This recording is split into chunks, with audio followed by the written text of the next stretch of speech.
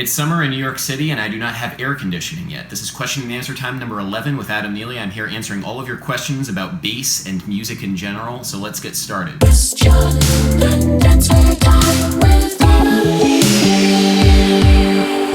You keep on saying how these sound cool, but to me they just sound like random notes. Therein lies the beauty of a diverse musical taste. Because if, something sounds really good and exciting to me, it might not always sound really good and exciting to you. It might sound like crap. It might sound like, this is stupid. Why are you making this whole YouTube video about it?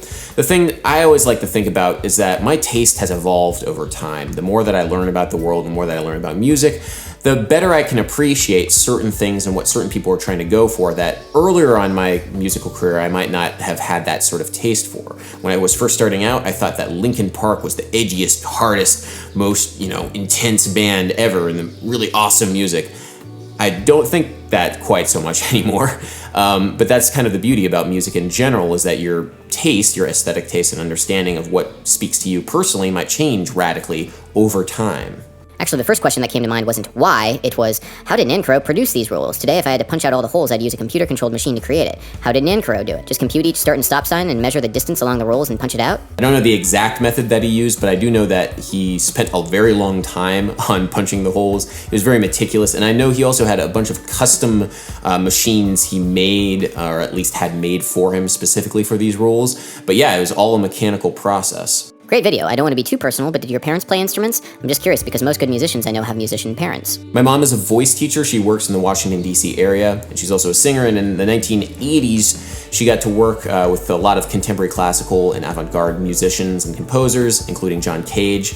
A story she likes to tell is that when she worked with John Cage wanted all of the musicians in the ensemble to not only do their main instrument, but also play a different instrument. And so she volunteered to play my busy box, because I had just been born, which is, one of those little boxes that infants like press things and bells and stuff and like whistles and all these random sounds. And John Cage loved that idea. So she played my busy box on stage with John Cage. So fun story. Please do a video on your Fender P. Super keen to know what your setup is / gear stuff. I'm sure there's loads of other people wanting to know the same thing. My bass is a Fender Mexican P bass. You see, Mexico, made in Mexico.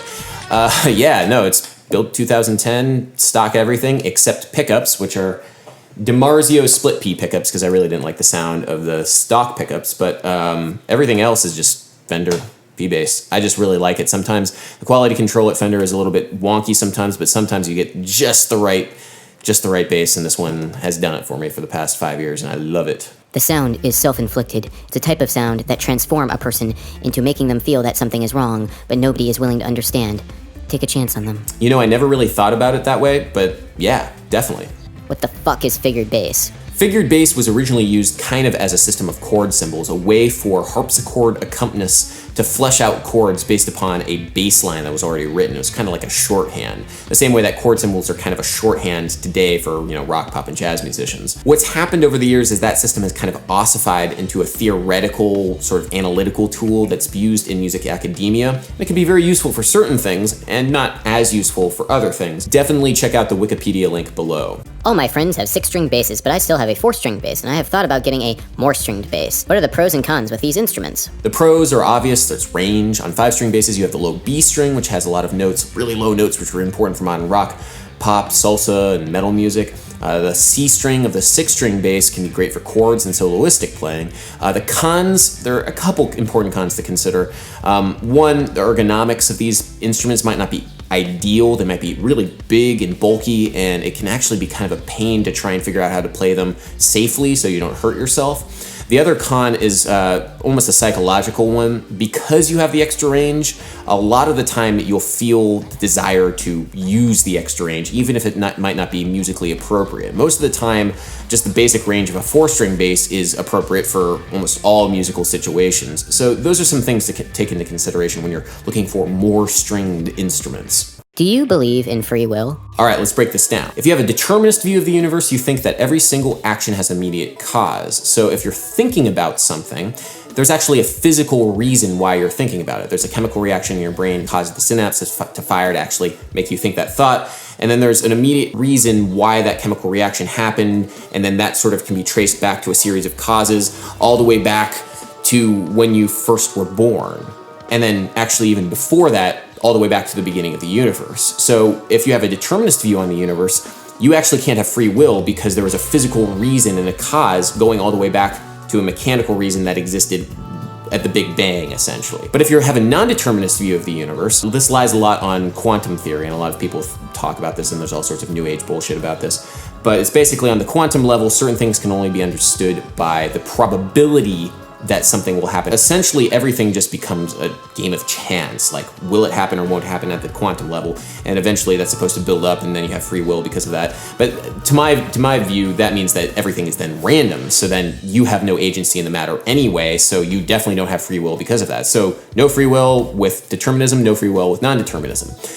But the big thing to think about with all of this is it kind of doesn't matter, and that we act as if we have free will, and for all intents and purposes on the level that we are conscious, we have free will. Our society is based upon the fact, or the idea, the assumption that we have free will. The court systems, judicial systems based upon the idea we have free will. Agents and agency businesses are based upon that. Language is based upon that. Interpersonal relationships are based upon that. Every single aspect of our daily lives is based upon the fact that we consider ourselves to have free will. It's a matter of perception, I guess. Yeah, technically we don't have free will, but we act as if we do, and that's the only thing that matters. I thought this was supposed to be a music channel. Okay. How much double bass do you play, if at all? In the past couple months, not as much as I used to. For a while there, I was gigging out pretty regularly, about once a month on Upright. Mostly involved in the New York City theater cabaret scene at places like the Laurie Beachman Theater, 54 Below, Don't Tell Mama, all that stuff. If you don't know what cabaret is, it's kind of like musical theater, like a person on stage singing musical theater songs. It's kind of like the musical theater without the theater aspect of it.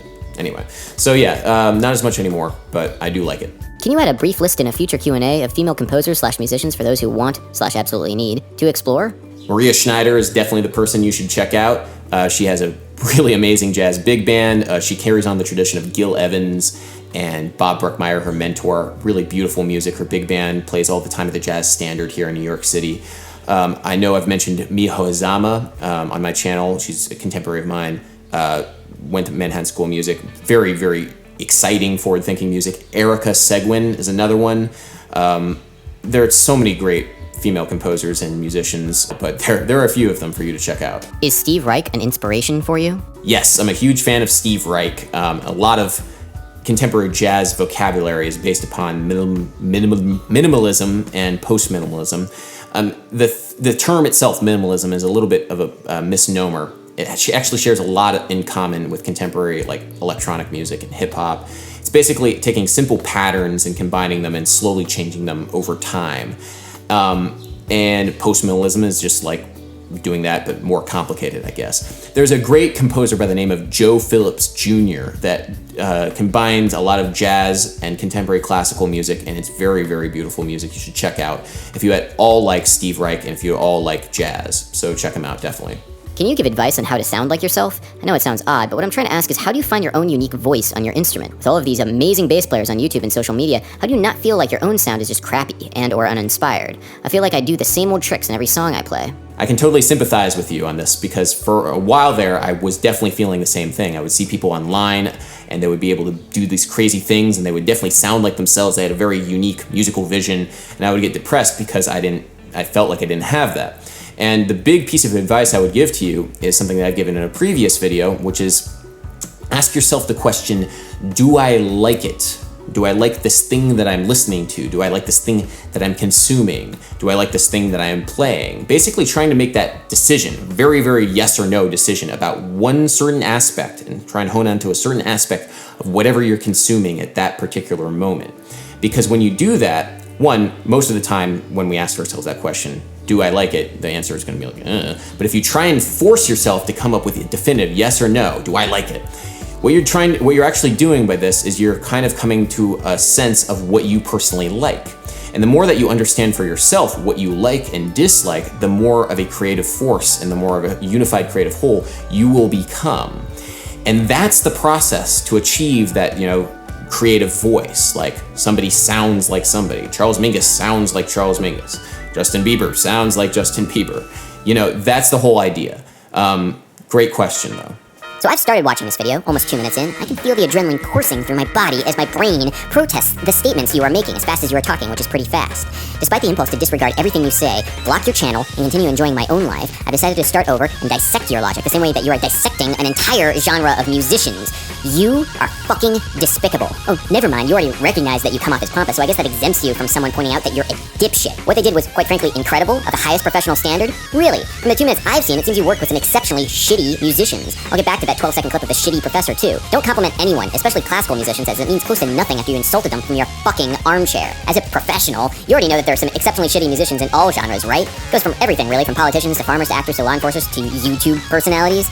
There's a spectrum of people in all ways of life, some truly honorable and some downright shitty. You happen to be a shitty human, so don't use idiots as an example when making a statement about an entire genre.